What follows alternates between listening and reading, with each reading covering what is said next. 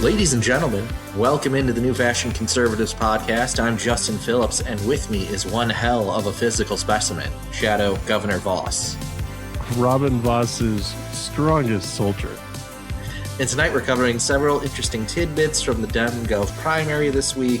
We have to talk about Trump holding an ag roundtable in Chippewa Falls, but first, happy one-year anniversary. I know. We've had a great relationship so far. Let's just see how much more can blossom, you know? What better way to celebrate Pride Month? Yeah, exactly. Yeah. No, but we recently hit 1 full year of podcasting. I think that's quite an accomplishment from where we started. Hopefully we've gotten better, you know? Yeah. Well, we've gotten some great interviews along the way, you know, from Tom Tiffany and Scott Fitzgerald. And I don't know, what was your favorite? Do you have a good one from the memory bank? I mean, I thought the Tom Tiffany one was really good. I mean, obviously he was I know he was coming back. It was during the shutdown.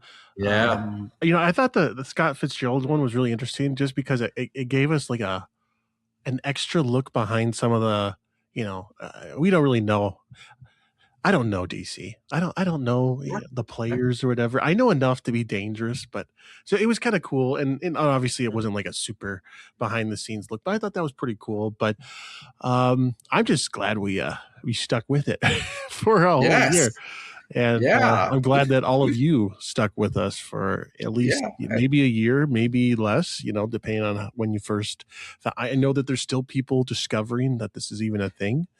Mm-hmm. So, thank you guys for sticking around and listening to our ramblings. One thing after a year, we need some feedback. I always like feedback.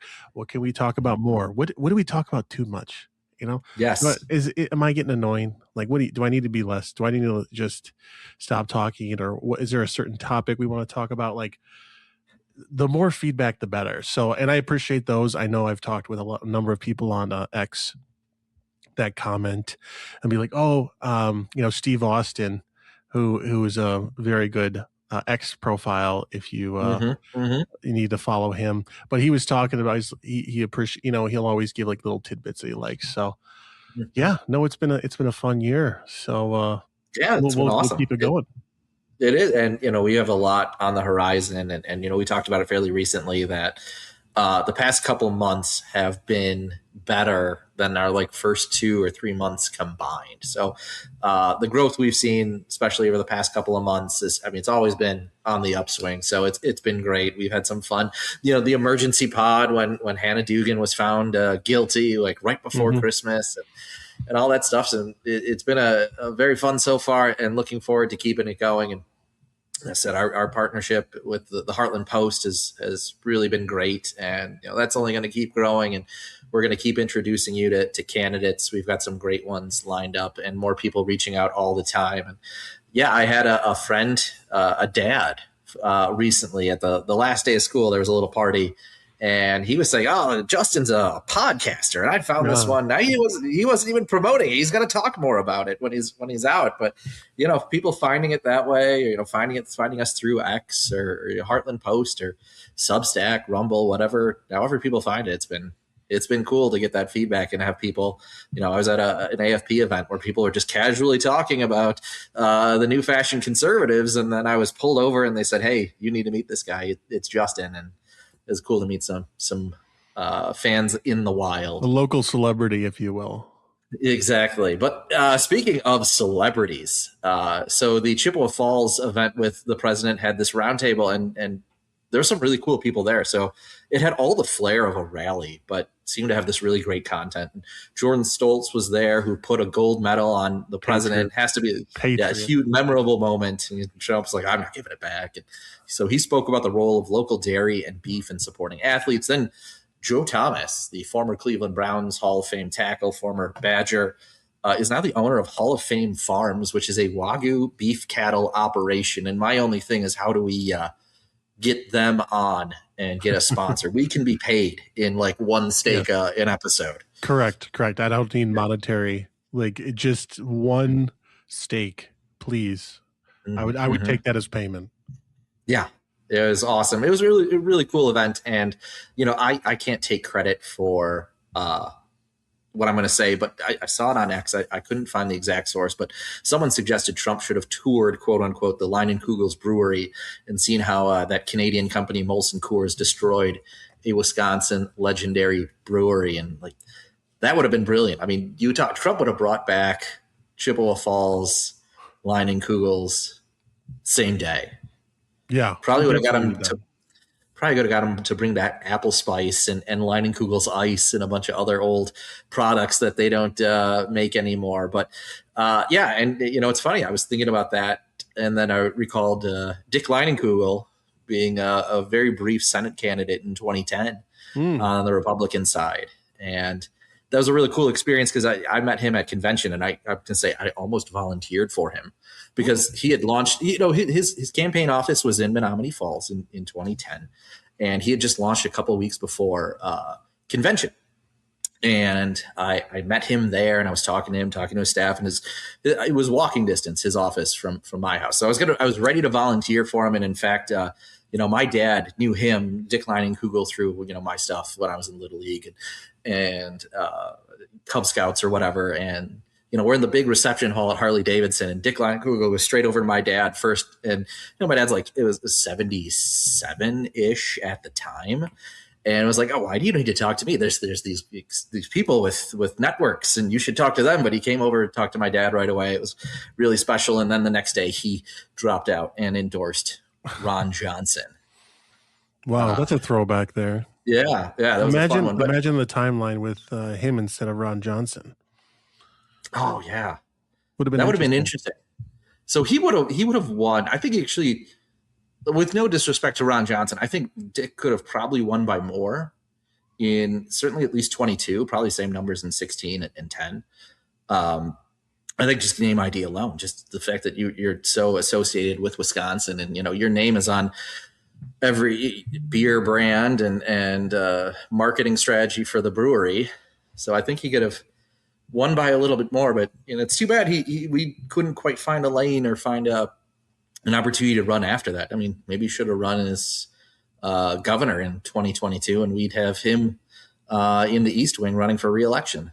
Well, shoulda, coulda, woulda, but Yeah, oh well. yeah, I know. Hey, still love. I mean, hey, I'm not going to complain Mm-hmm. with Ron Johnson in office. Absolute patriot. Mm-hmm, mm-hmm. But yeah, it was a really cool event to see again Trump coming to Wisconsin and landing Air Force One at the Chippewa Airfield and talking to some people in the dairy industry and beef cattle operations. So now I just want to buy steaks from Joe Thomas. From all of that. That's what I took away. Well, yeah, no, it looked like a great time. Obviously, a little bit of convenient planning here, being in the third congressional district. DVO going to be in a tough race, regardless of what anyone says. It's going to be close, and just give them a little extra bump here in the third. And of course, like, come on, it's Dairy Month. The third congressional district's got the most cows per capita, I'm pretty sure, in Wisconsin. Mm-hmm. So it seems like an ideal place to kick off Dairy Month. So a lot of things coincide, but DVO seemed to have a good time. Everyone seemed to. I saw there was a number of local Twitter, famous people that made the trip as well. So yeah, it looked like a fun time. Yeah, I would have liked it. But so let's talk a little bit about some Dem Gov candidates. I think one of the most interesting things that came out of this week was Francesca Hong and that story about her credit card debt, which I frankly think the Hong campaign leaked to the Journal Sentinel to get out ahead of it or keep it from being an attack angle for her opponents or from the right. But the big question that came from that is how she paid it back so quickly. So for those who may have missed it, Francesca Hong was sued last month by Capital One over nearly $30,000 in credit card debt that she owed on a Discover card since 2011. The lawsuit was in Dane County over with a judge that she had endorsed and donated to, or at least endorsed, and was alleging a breach of contract. I think in Journal Sentinel took that story. So I think the two big questions from that are not that that she has $30,000 in credit card debt, but that Every time you she, say that, I know, it's every all time I you say hear. that, that's all I hear. I have thirty But thousand dollars in credit card debt. credit card debt, but she went from having that in May to in June, her campaign saying, "Well, we paid it off." Like, did she cut that from her campaign account?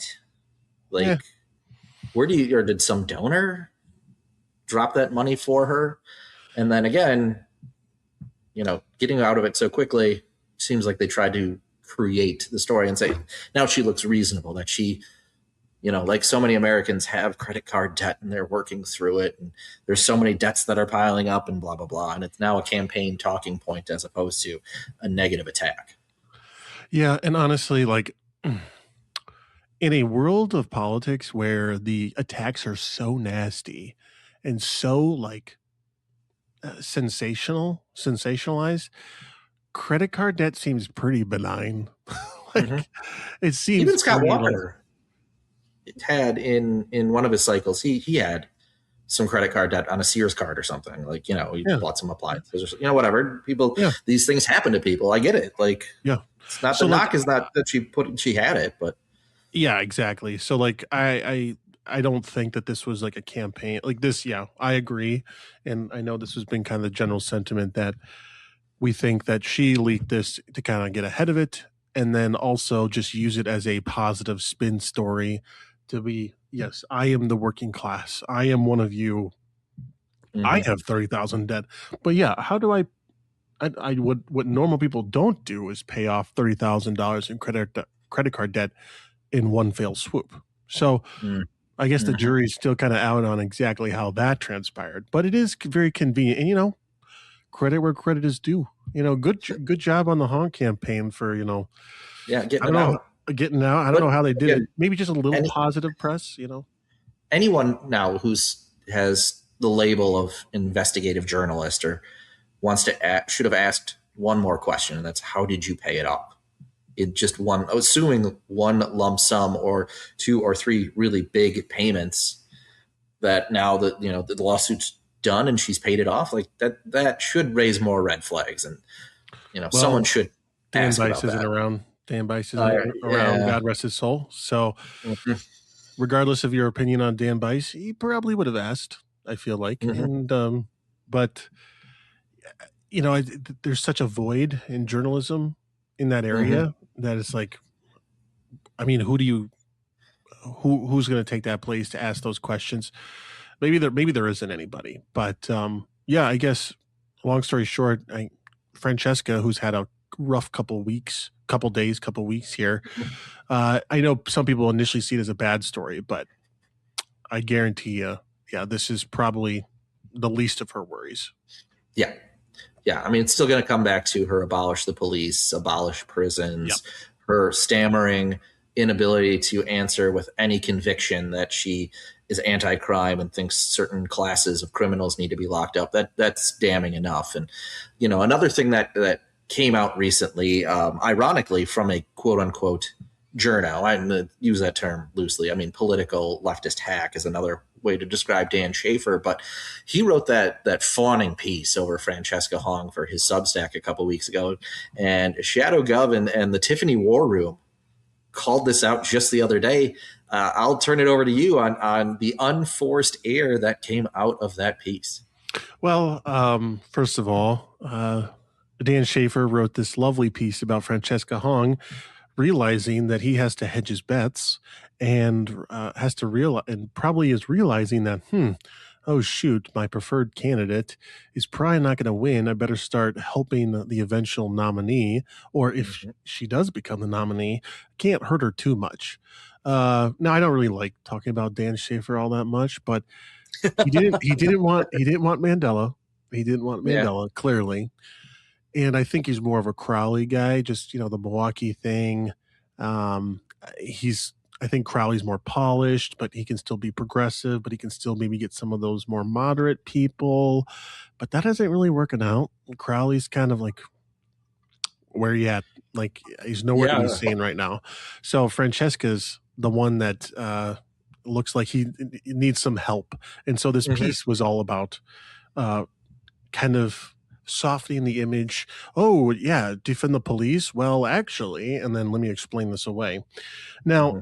this isn't like a smoking gun or anything. However, he did mention in his piece that a quote from Francesca where she said, "This is a moment that demands taking on the establishment, talking about everyday costs of living issues that move people and standing up for human rights unapologetically." Hong said, praising Plattner's campaign. So she's talking about, of course, Graham Plattner. And Mm-hmm. I won't belabor the point other than Graham Plattner, it might be the worst candidate I've ever seen for federal office, Yeah. maybe ever. This dude he's running in, was it Maine Maine. Senate Yeah. against Susan Mm-hmm. Collins. She's an absolute beast, by the way. No one will ever talk crap about Susan Collins in front of me. She's a great woman, but Graham Plattner is the worst. He's got like just personal issues. He's a communist.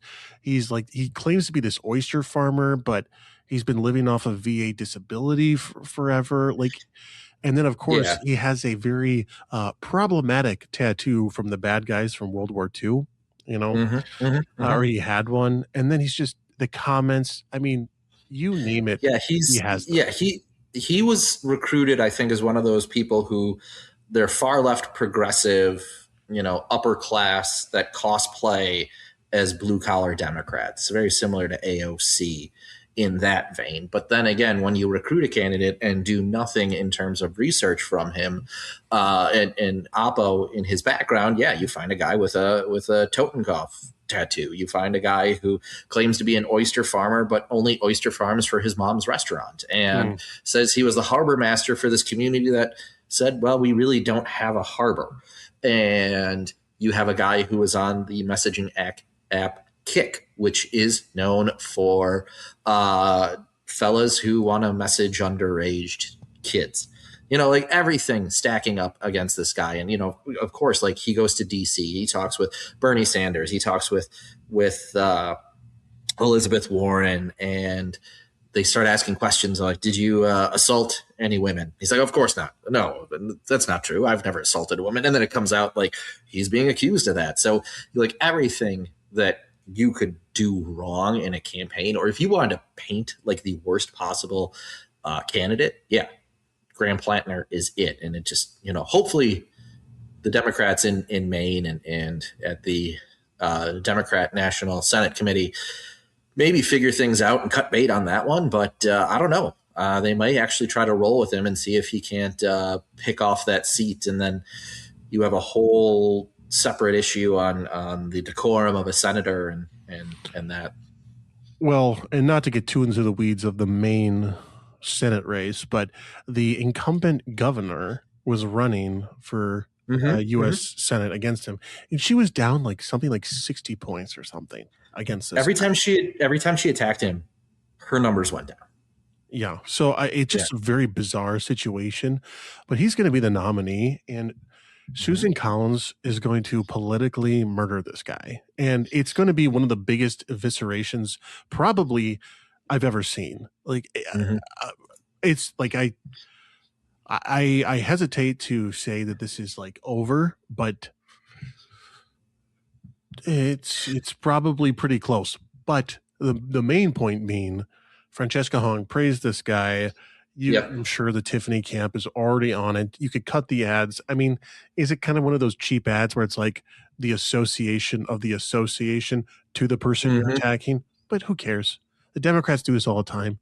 You mentioned one thing about one person 10 years ago, but they'll make an ad out of it. So, but Francesca, she's probably, I mean, she's a true believer. She'll stick next to the Mondanis, the Plattners, Yep. the Dio or the AOCs of the world, the Hassan Pikers of the world, Yeah. regardless Right. of how problematic they are.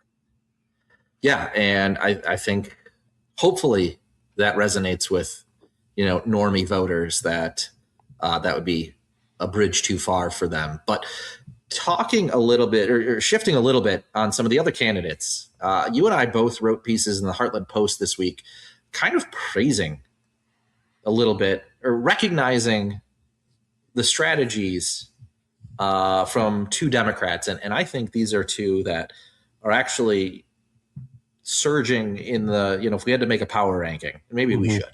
I would put the person I wrote about, Missy Hughes, a bit higher. And I wrote that she was doing the unthinkable in the year of our Lord 2026, and that's running as a moderate. Now, we've talked about this before, that was her strategy, or should have been her strategy. And now it seems to think, you seem to think that it is. She has said she would have supported the tax cut and school funding bill that 80% of Wisconsinites supported. She's committed to opting Wisconsin into Trump's federal scholarship tax credit program. Mm-hmm. That would keep hundreds of millions of dollars in the state. And it's mind blowing that, even Dem governors, blue state governors, are saying this is a good idea, and Evers can't bring himself to support it. But Missy's out here saying, like, presenting these ideas, and she's presenting herself as this pragmatic pro-business voice from rural Wisconsin when everyone else is Madison and Milwaukee libs fighting it out. She worked in economic development and was at Organic Valley for 17 years. So she might actually be gaining some traction with this moderate lane. And of course, as I've said this before, don't, and I got to say it in the column, don't read what I'm not writing. And I'll say here, don't hear what I'm not saying. She's not going to be a moderate governor. I think most of her policies, except these two, are going to be kind of indistinguishable from Francesca Hong. I think she might be more open to data centers and expansion of them in the state, but maybe not that much.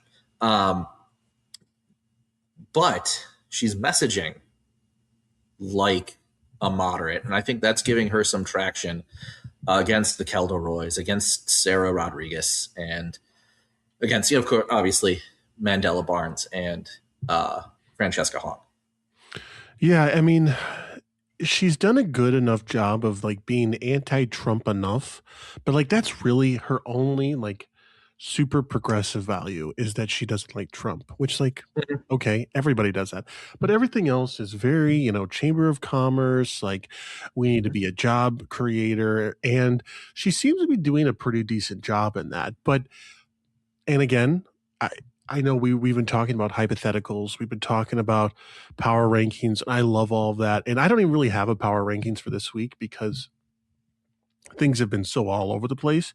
But I'm just waiting for that financial campaign finance reporting so we can actually get some numbers. Because if Missy, I think she raised like $425,000 in her last period, but if she doubles that, okay, that would be huge. Yeah. That would be huge for her. Just enough money to get a couple ads out. And do I think it's going to be enough? I guess we'll see. I mean, the problem that we're seeing here is that the progressive lane has been staked out so far that Francesca basically monopolizes it all to herself, Kelda to a lesser extent. But then we have the quote unquote moderate lane, which is getting pretty, again, we all know what we're talking about. The moderates are not moderate, but like the not Francesca Hong lane basically is getting very crowded. And it's like, are they all going for the same voters? The Joel Brennans, the Missy, the Sarah Rodriguez, now maybe the Mandela people. So really, I know we talk about this almost every week, but we need to see some numbers. We need to see some actual finances to see where these people are at, where they're spending their money, how much money they actually have on hand. And, we've seen the independent expenditures for a couple people, but that's not going to switch the right. We need the candidates to actually raise some money and then they to make some ads.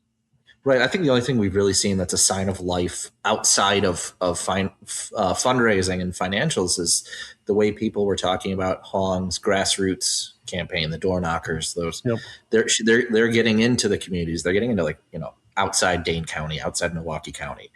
And I think, that plays a different level. You get those people out, you target your voters. That's obviously, the other side of things. If you're going to run big ads, the other side is door knocking. And so I think, unless another candidate can step up that way, I don't know where they find the lane against Francesca. But yes, I think people are going to let her kind of maybe, and Kelda's going to have to fight for it, but they're going to let those two stake out the far left side. I think everyone's going to start triangulating, start inching back towards the middle. And you, on the other hand, wrote this interesting column for the Heartland Post as well about Mandela Barnes and asking the question, is he a good candidate now? Well, the answer is no. He's still not a good candidate, but I tried to give him some credit. You know, I am a hack. I am a partisan hack. I am a conservative, a traditionalist, all that jazz. But I can still see, I can still be objective. And I think Mandela has run about as good of a race as he could have, considering his background. Now, granted, this is a Democrat primary, so they're not going to bring up the fact that he assaulted a reporter, the fact that he's, has a tendency to run away from interviews or go on Russian state media, yada, yada, yada. We know the greatest hits. So they're not going to bring that up. But he's been fairly disciplined.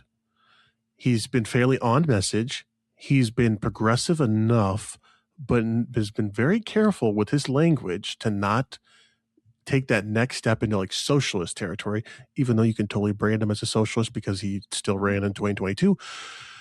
And then his issues, he's been not, again, like uber progressive, like, oh, we're not gonna, like, there was that forum the last week where he was not pro data center, but he was certainly not a moratorium, and a lot of the other candidates were as well. So so they had there's a lot of there. That forum you're referencing, they asked a bunch of rapid fire questions, and they kind of did this. If you recall the presidential Democrat primary in 2024, raise your hand if you want to do blah blah blah blah blah blah, and this was like green light, red light sort of thing on like, am I yes in favor of eliminating the school choice program? Kelda said yes. I think Francesca Hong said yes. The rest said no. Mm-hmm. Would you have a moratorium or ban data centers? I think it was a moratorium. Francesca said yes. Everyone else said no. So there's been a few of those. But we do want to talk a little bit about Mandela Barnes rolling out an agricultural agenda. So again, talking about, he is rolling out some policy ideas. But I'm gonna talk about these policies for just a second. So he had some kind of in the weed stuff on enforcing state antitrust laws against meat packing monopolies. Again, suing Trump for tariffs, kind of some of that, stuff you'd expect. But some of the things that really stood out to me are the fact that they are, in fact, Republican ideas that he's pitching. He said he wanted to, let's see here. Ban foreign land. Ban foreign land ownership from countries like China and Russia and Iran from acquiring agricultural land. He was in favor of that. That's part of his proposal, even though, the governor decided to veto those bills earlier this year. He wanted to support right to repair legislation, which allows farmers to have the greater ability to fix their own tractors and machinery without having to go to their manufacturers. Evers voted that bill as well. And then Barnes is also campaigning against what he described as exorbitant increases in bureaucratic fees on livestock operations. But obviously, anyone who is paying attention in 2025 about this knows that the governor was the one to propose these licensing fees for livestock markets increased by 1,700%. An increase for livestock dealers, truckers, veterinarian inspection certificates. All of those things received an incredible pushback from the Republicans in the legislature. And I'm pretty sure that Evers had to walk back those exorbitant fees. But it's interesting that Barnes is seizing on the proposal increase in fees and rallying against the bureaucracy. Yeah. And of course, I'm all for using good ideas, regardless of who gets the credit. So good for him for, I guess, coming to his senses on what he thinks is good legislation or good policy. But it kind of, it shows this similar to Missy, but to a lesser extent. Mandela's, he's maybe trying to shift who he's going after for. Maybe he's like, I'm not going to win Madison. I have to be competitive in Milwaukee. Maybe I Mhm. just bomb with name ID and maybe win outstate. Yeah, Maybe, okay, Missy, maybe Joel, they're not going to do as well. Outstate. I mean, they might not have the resources to do it, and they certainly don't have the name ID, where maybe Mandela just says, maybe I'll be the quote unquote rural candidate, maybe yeah. I'll bring the Obama coalition back, whatever. I don't know what they're thinking, but it just shows that there's been a conscious decision to kind of, maybe not maybe this was their plan all along, but Mandela's had, he's had some AI policy which is populist and about price gouging and stuff, and Mhm. grocery stores using AI to change prices and all that stuff. I think is actually pretty popular. Whether it's good policy or not, like, we can argue, but I think he's done a decent job at kind of rehabbing his image, which he certainly needed after 2022. Yeah. And you're right. I think it's now it's a strategy of his is to win outstate and try to put up numbers there. And I think that's why if we were going to do power rankings and just off the cuff, I think, Francesca Hung obviously still number one, even though she's had a really bad couple of weeks, because I think there is 16 to 20% of the Democrat electorate in a primary that's of that hyper partisan, progressive, communist, Marxist sort of thing. And then, I think Mandela Barnes stays at number two. Now, the question is, does Missy actually jump that much? And I think maybe it's just that she's making the most noise right now. And Mm-hmm. we've talked about this before, that all you really need to do is make the right amount of noise at the right time and kind of get that viral moment, and you can jump the numbers. But like, Kel is quiet. Like, I saw I mean, maybe make it the, she was at yeah. some like cheese thing the other day. Like, okay, but since the WEAC endorsement, it's just been kind of, eh. Yeah, I think maybe she's just banking on that, carrying her through. And then, Sarah Rodriguez seems to be quiet right now. David Crowley is the only other one that I think is doing anything, but he's doing it on his uh, county executive side. And it's not something that's gaining a lot of attention, but it probably should. And, credit to us for talking about it. I think Dan O'Donnell, of course, has talked about it, and I'm sure the other talkers have too. But this should draw a bigger red flag on the conservative side, is that he has enlisted the left leaning Democracy Defenders Action group, co founded by former Obama White House ethics czar Norm Eisen, to provide legal support pro bono to defend the county against the federal investigation into the 2020 election. So, that organization, defending or Democracy Defenders Action, sounds like it's something that she is bipartisan, but it's obviously of the far left, anti-Trump crowd. The board includes Bill Kristol, who is the longtime Never Trumper, who's gone from, again, a founding member almost of, and his father certainly was the founding member of the conservative movement, into just an avowed, vapid, idiotic Democrat. And then Norm Eisen, who not only was Obama's ethics czar, but later acted as special counsel to the House Democrats during the first impeachment, which was tied to the dubious legal and public challenges tied to the false Russia Gate investigation. So you're not exactly talking about people who actually want to defend democracy or defend the vote, but want to cover up any of the wrongdoing that Milwaukee could have done following the 2020 election, and keeping them from having to answer questions about sending third party Democrat leaning organizations vote results, and having the answer, the responses that being like, you delivered just enough votes for us. And like, again, that really suspicious stuff. And of course, it also talks about the fact that Milwaukee can't do this on its own. Yeah, well, I'm not surprised. I mean, the Democrats have an NGO, a legal group, 501c4, 3, whatever, for everything. I mean, they create them every day. Every time the Mm-hmm, sun mm-hmm. sun comes up, there's a new one that pops out of the ground. So, am I surprised that they enlist the help of one of their thousands of the Medusa that is the network of left wing NGOs? Absolutely not. So, this doesn't surprise me, but um, y- you know, maybe call me. I might get flack for it, but I myself, like, I'm a little 2020'd out. Mm-hmm. If they find something, like, great. Do we know Democrats like to work in gray areas that maybe aren't technically illegal, but certainly benefit them? Like, yeah, probably. But you know how we avoid all this is if we just win. Okay, and 2024 kind of exemplified this. Is we win and we can make our own changes and we can Mm-hmm. pass our own laws. And this goes the same thing for like the governorship. Yeah, there's lots of things that we have to fix at the state level with elections. You know how we fix that? We just win the thing. We Mm-hmm. win it. And so I'm not too concerned about this, democracy group coming in and looking into this.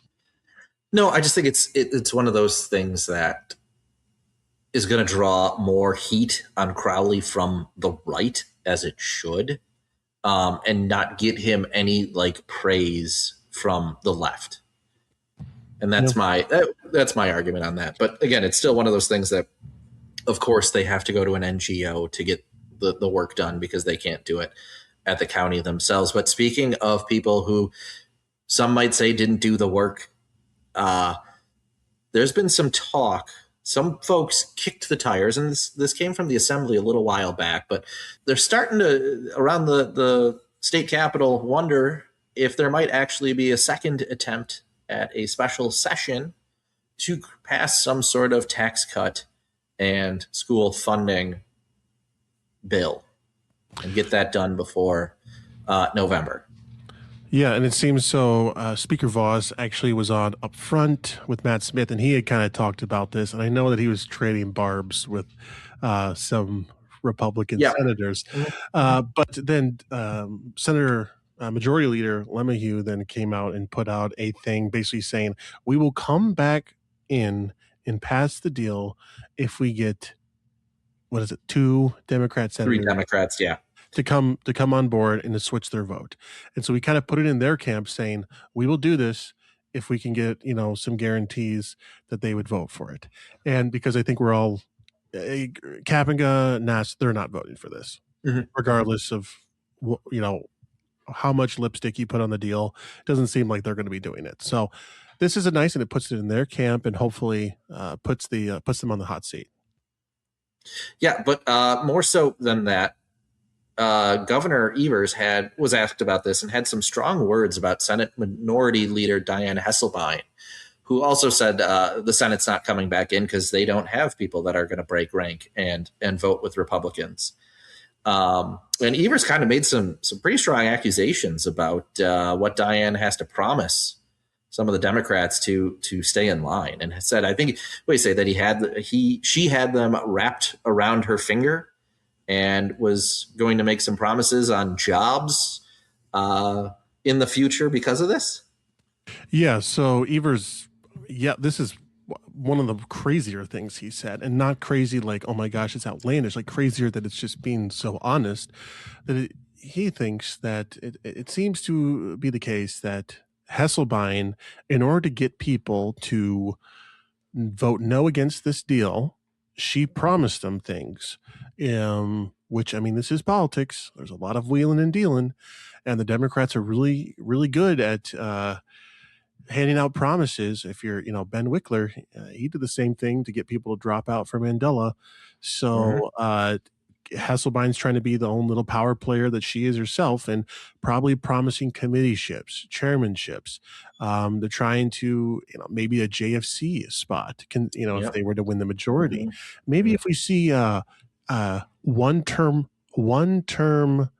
Senator Jody Habish-Sinekin on JFC. All of a sudden, although I don't think that they would put her on there considering how many bad votes you have to take, but Mm-hmm. Mm-hmm. who knows, maybe.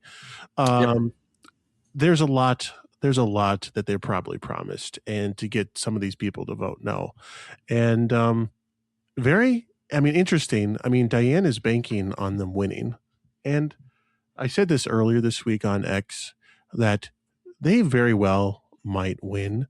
However, they are probably way overconfident. Like, having a healthy confidence is good. I think that they think that they don't even have to work for it, that it's a Yep. done deal, and that this Mm-hmm. is maybe being a bit too aggressive and being a bit too putting the cart before the horse. So Yep. we'll see Totally agree. how it comes out. You know.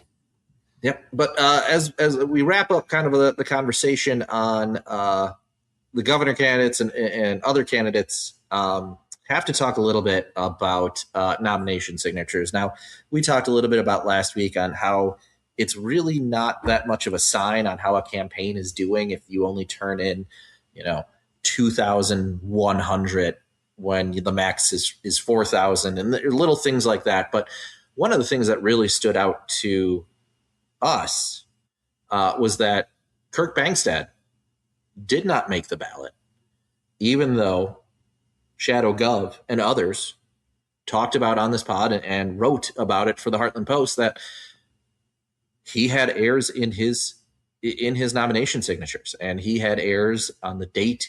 There's several others in the that top line information, and WEC came out and struck down about 700, I think, of the nomination signatures he turned in. So interesting there. I know he's trying to. Seems like he's serious about trying to get himself on the ballot.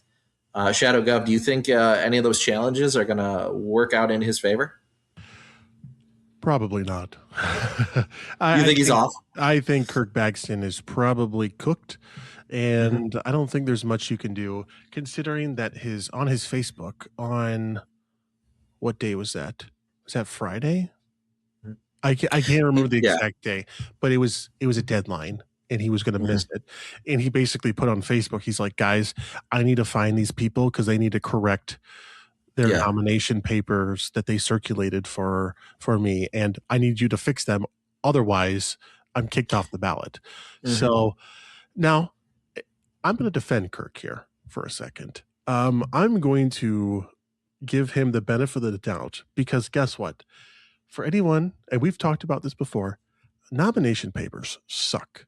They suck. Okay.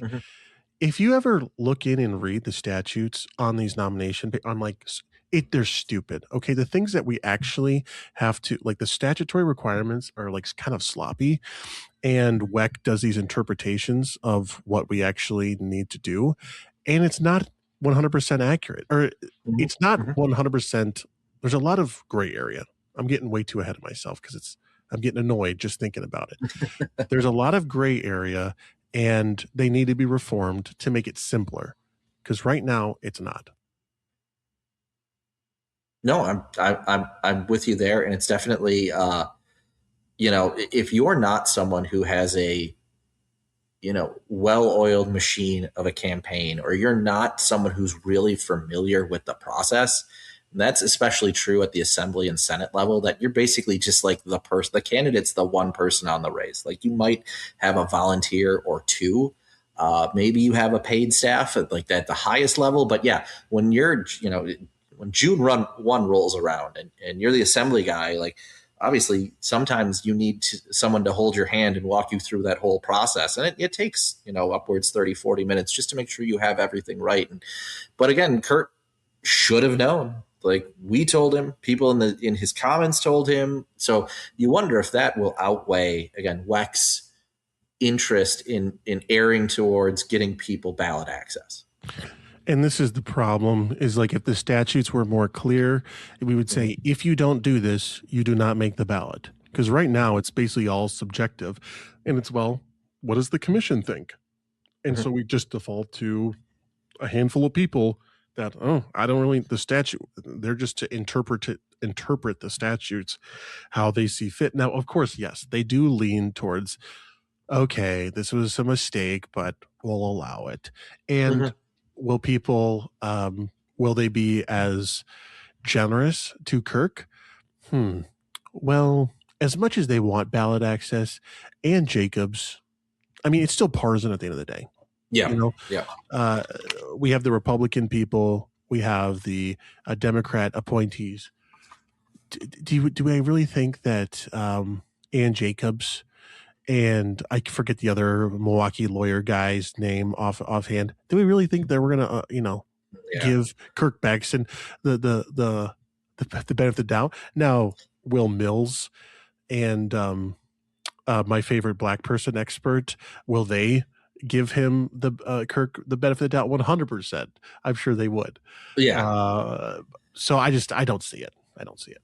Fair enough. And then finally, from talking about nomination signatures and that, someone who I think this time last year we were putting very high in power rankings for being the next governor. Mm-hmm. Josh Call surfaced, showed that he's still living in the state of Wisconsin. He's still doing some sort of campaigning and turned in his nomination signatures and put a statement on June 3rd. But you talk about someone whose whose trajectory is on the downswing and cratering in terms of just name ID, in terms of being talked about, being someone who could have been more than he is. Josh Call is kind of, it's, even though, I mean, he could win re-election to being attorney general and serve that for 4 more years, but where we were last year to where we were right now with Josh Call is actually kind of disappointing, and he should be disappointed, I think, as well. And his supporters should be.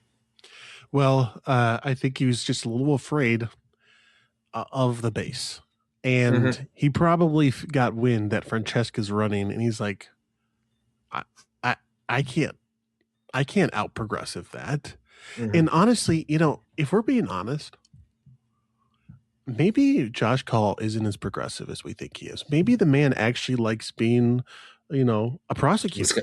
Wisconsin's top cop. Yeah, maybe he actually enjoys that. That is the perfect juxtaposition, though, against the anti-police, the abolish the police, the abolish prisons candidate Francesca Hong is Wisconsin's top cop, Josh Call. And yeah, I wonder how he's looking back on this in the past year and thinking maybe that was his lane and he fumbled it. Yeah. And this also goes to say he's playing it very safe. Like he won in 2022. He didn't do anything like crazy over the last 4 years to really jeopardize his image, So he's probably like Tom Tiffany has got a tough road ahead of him. But I think Eric Toney's got a tough road ahead of him too, just because Josh Call hasn't done anything that bad. Yeah. But we could see a scenario, I suppose. God forbid this were to happen. Francesca Hong is the governor. Josh Call is the AG, and they fight because she wants him to do more progressive things. He's like, I just want to kind of go after like polluters and stuff. I mean, he's done some environmental prosecution stuff, but he signed on to a couple of those Trump lawsuits, and fine, yeah. And yeah. But I think the worst stuff. He's obviously like not been a good attorney general. Like we're not just saying he's kind of been blah. Like he's failed on open records requests. I know a lot of the backlogs in the crime the crime labs are still there, if not worse, under call. But I think you're talking about someone who's been a disappointment to the Democrats. I mean, Josh Call is that guy. So yeah, we'll see how it works. Shadow Gov, we can't get out of here before talking about your favorite illegal immigrant, Yesenia Ruano, who earlier last week was told, had a federal judge in California, of all places, rule that she can return to the United States to await an initial decision in her application for the traffic victims visa, and immigration authorities cannot deport her during that time. So you have a progressive leftist California judge saying Yesenia can come back, and let's hear it. Well, I don't know if you can see, but I got goosebumps right now because I'm sick and tired. I'm just it spikes my cortisol. I cortisol max whenever this name comes up. Every time we talk about her, it's like this is the last time we're talking about her. Well, here we go. Honestly, thinking about it now, I'm pretty sure this whole case kicked off similar to when we started the podcast. Yeah. It's been episode 2 or 3, I think. Yeah. I think it has. Yeah. So for those new people, quick recap, worked at MPS, an illegal immigrant, came here like 15 years ago. She was assaulted at some point, or she was either assaulted or trafficked at some point during her journey from El Salvador to the United States. horrible. No one should have that done to her. She then illegally entered the United States. At some point, and I can't remember when, I think it was more recently, like after 27, 18, she applied for a T visa, if I remember correctly, which is for people that are victims of like human trafficking, sexual assault, stuff like that. She's been waiting for that visa to go through to then have some kind of legal status to be in the United States. But until then, she's been essentially illegal. And she has gone, to her credit, she has gone in and checked in with DHS and ICE. And then she was basically told that you have to self-deport and then you can't wait for your visa to come in. So then she self-deported with her family, and they were living in El Salvador. Mind you, they still had a house in Milwaukee and were charging rent. And that was a nice little revenue stream that they had. Yeah. And now we have a California judge, and their omnipotent wisdom is saying you can come back and wait for your visa, which is interesting because I think we might have a similar scenario that was kind of like the Kilmore Albrego Garcia, the Maryland man story, where because of the Trump's new policy, where if you want to apply for a visa, you have to apply for it in your you have to apply for the visa in your home country at the American consulate or something, the embassy. Well, I'm assuming if this is to be the case, this judge, even if they have the authority to allow them to come back, which is crazy that that they can allow that, they come back to the United States. The United States says, okay, if you want this visa, you have to apply for the visa back in your home country. You go back to El Salvador. Oh, sorry, you were denied. That's it. You're back in El Salvador. Yep. So I think that this is probably not going to mean she's automatically back for another 10 years. But again, this is just immigration lawyers probably only exist to just apply for visas nonstop for their clients in hopes that eventually one day they get, legal status, despite being an undocumented illegal for decades at this point. Yeah, she was, I think, 12 or 14 years. Yeah. With that. And then there was some concerns or some questions around the jurisdiction, or like where she could get, where the incidents took place that allowed her or gave her the idea to apply for a T visa. And I don't think you could do it the way she tried to do it. And, on top of that, I think there's a statute of limitations issue on it as well. Like, there's a lot going on. And actually what I was offended most by is she was like, oh, by the way, I'd really love it if my husband could come back with me. Like, of course, yeah. And I don't blame him. Like, I would want my significant other to be with me too. Yeah, but you talk about a judge giving her an inch and now she's taking several miles. But I mean, this is kind of the thing where, we have, this is how you get chain migration, But, and again, I've talked about this before. What the amount of hardship, the amount of crime, human suffering that happens when people are trafficked from their country across the border illegally into the United States is horrible. There's so much, and liberals, I don't want to get these, your Martha Vineyard types. Oh, I just love caring for black and brown bodies or whatever. They have no idea, like, the human cost that goes in, that the people are willing to go through to get to the United States. And trust me, I understand why people want to do that. However, if every person that goes through a hardship to get to the United States can apply for a visa,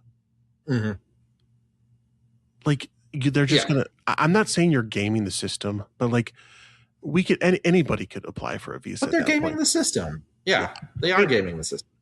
And to be fair, I don't blame them. The system is there and they're just using what's available, which means we have to reform it, cut it down, what have you, to prevent this stuff from happening. Because people harp on me for being a immigration hardliner, but I want people to be successful in their home country. I want their home countries to be successful so that they don't feel that they need to upend their family, come to the United States, and I want to be trafficked. Yeah. Yes, and be trafficked and have horrible things happen. Like, I'd rather them be successful in their home country, but that's just me. Yeah, I'm 100% with you. And with that, I think we just got to talk about a couple events for Americans for Prosperity that are coming up. The first is on the 14th at Rally Time Sports Bar and Grill in West Bend. They're hosting a fight night watching party for the A250 White House MMA fight that's going to be going on. Do check that out. And a little closer to us, or at least me here in the Oconomowoc area, on June 24th at Smoke on the Water, which is a fabulous barbecue spot. You get to hear from a former Miss America, a former pro wrestler, and Paul Scheckman talk about nuclear energy. And that sounds awesome. Looking forward to that one. Of course, not just a former pro wrestler, but now state senator Julian Bradley is going to be there. Former Miss America and former Miss Wisconsin Grace Vanderhei is going to be there. Should be a really fun event. And then finally, one that I just saw come up the other day, that's going to be on that Friday, the 26th. You can hang out with Josh Showman at the Dockhounds Stadium. And as of this recording, just a couple of minutes ago, the Dockhounds won their 12th game in a row. So I think the last Dockhounds game I was at the dive bar was the last loss they took. So hopefully that winning streak continues, or that good performance continues. Dockhounds, a lot of fun. Dive bar, a lot of fun. And, AFP is a really cool organization that's putting some stuff on. Yeah, go check them out. It'll be a fun time. And, honestly, nuclear energy is one of those things that is like so cool. Know nothing about it. Sorry. Except for my extent of nuclear technology knowledge comes from basically being an autist about Chernobyl and the Chernobyl meltdown in the now Ukraine from like 1984. Very interesting, talking about the elephant's foot and stuff. But yeah, would love to. I'm going to try to go to that one if I can. Yeah, no, I want to as well. And again, you have a former Miss America and former, Miss Wisconsin and Grace Vanderhei, who's going to be there. I just think that is like the coolest, like, combination. Like, you're Miss America and you also love nuclear energy and get to go around the country and talk about it. I've been following her, for a while now, and, to get to see her in person, like, she got some really cool videos. She's got some really good policy stuff. And, to bring that conversation to a really cool bar in southeastern Wisconsin is going to be great. So with that, again, thanks you to everyone who's made the last year so cool for the Shadow Gov and I, for tuning in, supporting us, whether, again, it's in the reviews, it's in the 5 stars, it's in person. If you do like what you hear, make sure to leave us those 5-star reviews on Apple or Spotify. If you want to have any thoughts for us, there's ways to text us, message us. Our DMs are open, email, anything you want. Just get a hold of us. Tell us what you want to hear for the next year of the New Fashion Conservatives. If you want more content from the Shadow Gov and I, check out what we're writing at the Heartland Post this week.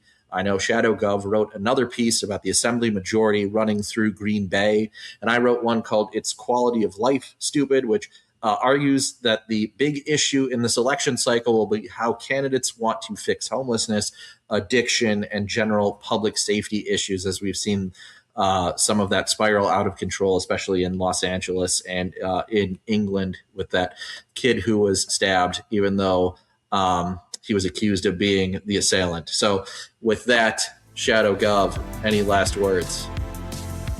Thank you for the year, and let's finish out the rest of the year here on a high note with November. We got a lot of stuff planned. I'm so excited. I wish I could tell everybody everything that we're working on. We're busy people. But we're got lots of stuff in the pipeline. So very excited. And hopefully over the past year, you've become a better informed voter and know a little bit more about Wisconsin state politics because of us. So Amen. With that, hope you have a great week. Looking forward to what's coming up. Have a good one.